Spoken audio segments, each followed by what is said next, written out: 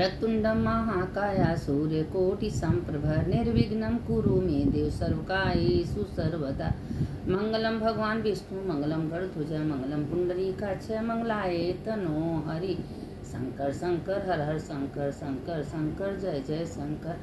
मंगल भवन या मंगल हारी उमा जपत यही त्रिपुरारी। देखिए शिव बाबा का कथा। अब देखिए कल है द्वादशी और प्रदोष दोनों है। द्वादशी का भी कथा आप लोग सुन लीजिए, प्रदोष का भी कथा सुन लीजिए, क्योंकि द्वादशी एकादशी के बाद द्वादशी जब आती है तो उसका भी कथा सुनना चाहिए। और जो द्वादशी का कथा सुन के पारण करते हैं उनके समस्त पाप तत्काल नष्ट हो जाते हैं। आई तो बड़का एकादशी है, इसमें तो कोई और अंत नहीं है। जो भगवान का पूजा पाठ दर्शन नियम से करता है उसके समस्त पाप तत्काल नष्ट हो जाते हैं। तो अब द्वादशी का कथा ये है कि बूढ़ा जो थी बेचारी, जो कल हम कथा में आप लोग डालते थे, वो निर्जला जब व्रत रखती थी तो वो द्वादशी का भी नियम करती थी। तो द्वादशी के दिन वो विष्णु मंदिर में जाती थी, विष्णु भगवान का दर्शन पूजा करती थी। तो एक दिन उनका मन हुआ कि हम द्वारकाधीश जाएंगे, द्वारकाधीश भगवान का दर्शन करेंगे। द्वारकाधीश का दर्शन करने गई तो अपने बेटे से कही, अपनी बहू से भी कही कि हमने द्वारकाधीश का दर्शन कर लिया। तो उसका बेटा तो कहे ठीक है माँ, हम तैयारी करते रहे, तुम जाओ। और मैं 4-5 औरतें मिल गई द्वारकाधीश का दर्शन करने। और वहाँ तृप्त बालाजी थे, तो हरे से उनको जाना था। तृप्त बालाजी, बद्रीनाथ, उनको कई जगह जाना था कि हम द्वादशी के दिन सब लोग दर्शन करने जाएंगे। और अपने बहू से कह दी कि बेटा महीना भर तो लग ही जाएगा। कहें ठीक है। अब वो अपने बेटा जो उसके अपनी बहू से कहा तो माँ का तैयारी वारी अच्छे से कर देना, क्योंकि माँ जा रही हैं बद्रीनाथ, तृप्त बालाजी, द्वारकाधीश सबका दर्शन करेंगे। वो द्वादशी का तिथि था। तो उसी दिन घर से निकल गई। तो 5-6 औरतें थी। जब 5-6 औरतें थी तो कहीं बैठ के होता है ना कि हम पानी पी, चाय पी लीजिए, तो सब होता है, सब आपस में बैठ के पीने खाने लगी। जब पीने खाने लगी तो जितने औरतें थी तो कोनों में सूखा रोटी था, तो कोई में कुछ था, तो कोई में कुछ था, तो बहुत चिंतित थी। तो उससे पूछे कि भाई तुम अपना डब्बा खोलो। ये नहीं सोचती थी कि उसकी बहू तो मट्टी टूटा फूटा तुलसी के जड़ के सब डाल दी थी और कुछ नहीं दी थी। लेकिन भगवान की कृपा से देखिए, भगवान में अगर विश्वास आप करेंगे तो भगवान का आप सारे मनोकामना आप भगवान स्वयं आपका पूरा करेंगे। और उसमें तो अपने जान में गलत की थी, लेकिन भगवान उसमें खूब मेवा का सुंदर सुंदर घी का लड्डू बना दिए थे। अपने भी खाई, जितना लड्डू निकालते जाती थी वो डब्बा भरते जाता था। अपने भी खाई, सबको दी। और सब कह रही यार तुम्हारा तो भाग्य बहुत अच्छा, तुम्हारा बेटा बहुत अच्छा, तुम्हारा बेटा इतना सामान लाता है, तुम्हारी बहुत इतनी अच्छी लड्डू बनाई है। सब खाए।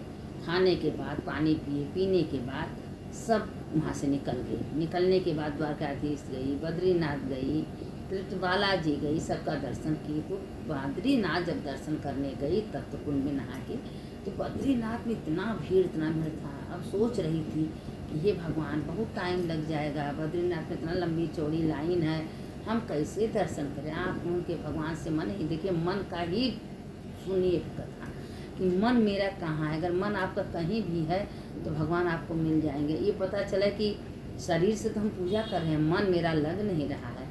और वो अलंखा नदी था, वहाँ के किनारे बेचारी खड़ी नहीं हो पा रही, उसके पाँव में दर्द हो रहा था। तो जो 5-6 जने थी वही नदी के किनारे बैठ गया, भगवान से मन ही मन प्रार्थना की, ये भगवान इतना भीड़ है, एक दिन तो लग ही जाएगा दर्शन करने में। आप उनकी प्रार्थना कर रही, मेरे पास एक लड्डू बचा है, वही लड्डू हम भगवान को चढ़ा देते, अपने मन में सोच रही थी। तो आंखें मूंद के भगवान को प्रार्थना की। तब से उतने में क्या देखे, नर नारायण, बद्रीनाथ और नारायण जो थे उनके सामने आ गए। वो लड्डू उनके सामने था पड़ा। जब आँख खोली तो झरझर झरझर रोने लगी। हे प्रभु, हमारे मन का श्रद्धा में इतनी शक्ति था कि हम मन से विचार कर रहे थे और आप मेरे सामने आ गए। इतना रोई, इतना रोई। और उसी में देखिए तो डब्बा जो खाली था, एक लड्डू उसके उनके भगवान के पास था। और इतनी भीड़ लगी थी, लग रहा है कि मंदिर उनके सामने आ गया है, भगवान का दर्शन हुआ है, सब खुश हो गई। तो कहें अरे हम लोग का तो चमत्कार हो गया। कहें देखिए हम लोग तो नदी के गंगा के किनारे बैठे हैं, उसके बाद मंदिर में कैसे पहुंच गए, कैसे मेरा लड्डू भगवान के पास चला गया। तो भगवान का ही लीला है या बद्रीनाथ का लीला है। बद्रीनाथ हमारे ऊपर बहुत, मंदिर में जरूर बैठते हैं, मन का भाव देखते हैं।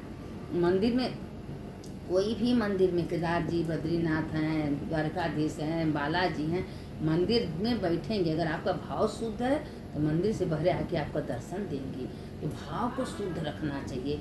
बताए थे एक बार कथा में आप लोग सुनी थी कि एक औरत थी, उसको श्रद्धा नहीं था, बालाजी गए, बालाजी दर्शन नहीं दिए, और जब सबको दर्शन हुआ, जब वो दर्शन करना चाहती थी तो बालाजी उसको दर्शन ही नहीं दिए। तो ये क्या है कि भगवान का कृपा होता है, मन का ही विचार होना चाहिए, मन मेरा कहाँ है, मन मेरा भगवान में है कि नहीं है। शरीर से पूजा करिए ना करिए, मन से पूजा करिए, मन ही का भगवान आपका ध्यान सुनते हैं। तो अब वो सबका दूसरा दिन आ गया। दूसरे दिन का मतलब प्रदोष व्रत। जब प्रदोष आ गया तो प्रदोष का व्रत सब रहती थी। एकादशी के बाद पारण की, पानी पी, प्रदोष का व्रत करने लगी। तो महादेव का पूजा करने, तो सब पांचों मिल के कह रही हैं कि अब हम लोगों चलेंगे केदार जी। अब तो बद्रीनाथ को दर्शन हो गया, केदार जी दर्शन, जो कि पहले केदार जी को होता है, लेकिन सब केदार जी बाद में गई। जब केदार जी बाद में गई तो वहाँ देखे तो पूरे लंबे चौड़े लाइन वहाँ भी। अब वहाँ कहिए भगवान हम लोग का तो उम्र हो गया है, अब इतनी लाइन में खड़े होंगे, ठंड का समय है, अब तो केदार जी का दर्शन नहीं होगा, हम लोग को तो वापस आना होगा। अब वहाँ जाके एक पत्थर था, 5-6 औरतें थी, बैठ गई।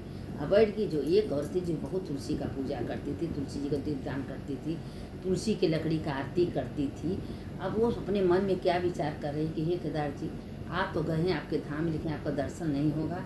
चलिए ठीक है, धाम में तो आ गए हैं, हमारे इतना हिम्मत शक्ति नहीं है। आँख मूंद की केदार जी पार्वती से, अब केदार जी से प्रार्थना कर रही हैं। और पार्वती जी को सब सुन रही हैं। तो कहीं भोलेनाथ सुन रहे हैं ना कि ये माता जी कैसे आपको याद कर रही हैं, कहीं घबराओ मत, इसका श्रद्धा पक्का है, इसको हम स्वयं इसके पास दर्शन देंगे। और माता जी इसे आँख मुनी हैं और मन ही मन चिंतन कर रही हैं। और तब से केदार जी देख रहे हैं कि उनके सामने है एक भाव। तो आँख मुनी तो कहती, अरे ये केदार जी का मंदिर है, केदार जी मेरे सामने आ गए। कहाँ केदार जी तुम्हारे सामने आ गए।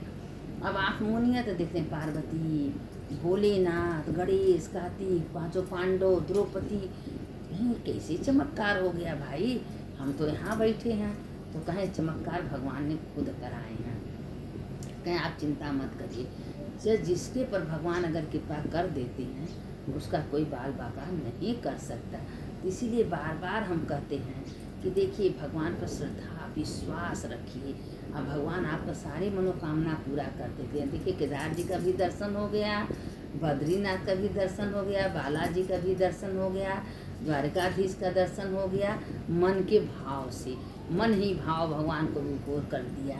इतने मन से सोचने लगी कि भगवान उनके संग, जो विष्णु वही शंकर, जो शंकर वही भाव को ही अपने अंदर रखना है कि हे भगवान आप बैठी चिंता मत करिए कि हम कहीं जा नहीं सक रहे हैं, हम कहीं दर्शन नहीं कर रहे हैं, हम पूजा नहीं कर, मन के भाव को बनाइए ना। शरीर कहीं बैठिए, आँख मूंद लीजिए, आप बद्रीनाथ चल जाएंगे, केदार जी चल जाएंगे, गंगोत्री यमुना हर जगह दर्शन कर लेंगे। बस मन के भाव को बनाना है। तो भगवान देखिए कैसे केदार जी पांचों पांडव पार्वती के साथ दर्शन दिए। तो पार्वती माता खुद ये बात अपने मुंह से बोली कि हे प्रभु, मन से जो तुम्हारा चिंतन करेगा उसके पास आप पहुंच जाइएगा, दर्शन दीजिएगा। ऐसे हम ये सोच लेना है कि मन मेरा, शरीर कहीं भी हो, शरीर कुछ काम करते हो, मन भगवान में, झाड़ू लगाइए, भगवान को याद करिए, भगवान आपके मंदिर में झाड़ू। ये मन में विचार करिए जरा, ये बताए हम लोग कुछ लेके आए हैं, नहीं ना आए हैं, सब यही जो छोड़ जाना है। तो ये करिए कि देखिए एक बार अगर आत्मा निकल गई तो घर में फिर दोबारा आने वाला नहीं। तो क्यों इतना लोग हाय हाय करके मर रहे हैं, मेरा घर, मेरा पति, मेरा लड़का, मेरा, अरे सोचिए सब भगवान का है, सब भगवान है, पति भी भगवान है, लड़का भी भगवान है, जो बाल बच्चे जो उनके हैं, पोता पोती परिवार में जो भगवान, सब भगवान है। ये शरीर के संबंध से सब भगवान बन के मेरे साथ मेरे आए हैं, मेरे काम कर रहे हैं, मेरे संग हैं। तो ये क्यों नहीं हम लोग विचार करते हैं, बस मेरा घर, मेरा धन, मेरा मकान। अरे 10 तल्ला मकान बनवा लीजिए, अरबपति, क्या कुछ गया है आज तक? कोई ले गया है? कुछ नहीं गया है। तो क्यों हम ऐसा भाव नहीं बनाते हैं, मन को दौड़ाते रहते हैं और मन को अपने विचार में नहीं लाते हैं। तो अपने मन को विचार में लाते। देखिए उसका मन शुद्ध था, साफ था, कहीं भी बैठी थी, भगवान ने दर्शन दिए। तो भगवान का भी मनन हमको खाली करना है, कहीं भी बैठे हम भगवान को याद करें, मनन करें, हर जगह भगवान मेरे सामने आ ही जाएंगे। तो ये विचार करना चाहिए, अपने मन को भगवान के पास रखना चाहिए। जो ऐसा करता है उसके समस्त पाप तत्काल नष्ट हो जाते हैं। और एकादशी का भी व्रत कर रही थी, प्रदोष का भी, द्वादशी का कथा सुन रही थी और सबको सुना रही थी। और जो सत्संग करता है, एक घड़ी आधे घड़ी आती, जो सत्संग करता है, जो किसी को कथा पुराण सुनाता है, ज्ञान देता है, तो वो तो उसका आत्मा तो भगवान से तार से जुड़ा है, लेकिन उसके साथ साथ सारे दुनिया में जोड़ना चाहिए। अब फिर सत्संग विवेक न हो, राम कृपा भी न सुलभ। इन्हें सत्संग से ज्ञान नहीं हो सकता, लोग करेंगे अपने मन से करेंगे। तो इसीलिए सत्संग का बहुत बड़ा ऊंचा महत्व दिया गया है। तो सत्संग करना चाहिए, सबको करना चाहिए। और सत्संग जो करता है उसके सत्संग से समस्त पाप तत्काल नष्ट हो जाते हैं। सुनने वाले की जय, सुनाने वाले की जय। देखिए कथा बहुत ज़्यादा नहीं भेजते हैं, आप लोग सुनिए, खूब सुनिए, सुनाइए, दूसरे को भेजिए, उसको लाइक भी कर दीजिए, सब्सक्राइब भी कर दीजिए। कथा पहुँचती रहेगी आपके पास। करने में क्या पैसा जा रहा है, लेकिन पुण्य की भागी तो आप लोग बनेंगी ना।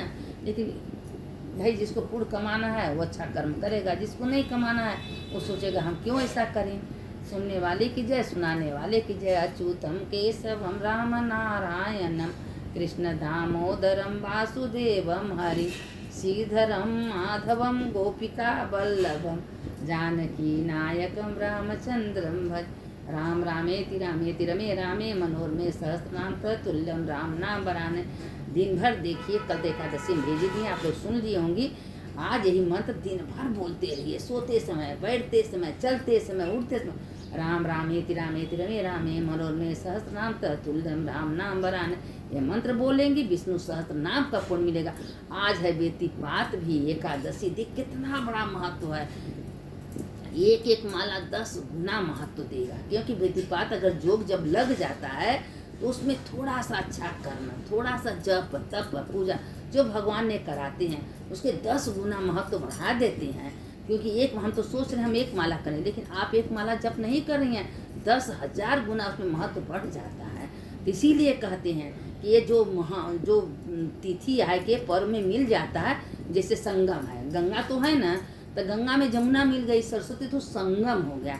तो ये संगम हो जाता है। जैसे कि अब कोई जैसे एकादशी है, अब इसमें बेतीपात जोड़ गया तो में 10,000 महत्व बढ़ गया, तो ये संगम हो गया। तो इसमें हम थोड़ा सा भगवान का नाम ले रहे हैं, जप कर रहे हैं, सत्संग करें, तो इसमें 10,000 गुना महत्व है। तो क्यों न करें भाई, इसका फ़ायदा क्यों न उठाएं। एक दिन तो जाना है दुनिया से छोड़ के, तो अपना अच्छे कर्म करके जाना, क्यों बुरा कर्म करके जाएं। सुनने वाले की जय, सुनाने जो इस कथा को सुनेगा उसका भी जय होगा, जो सुनाता है उसका भी जय होगा, दोनों का जय होता है।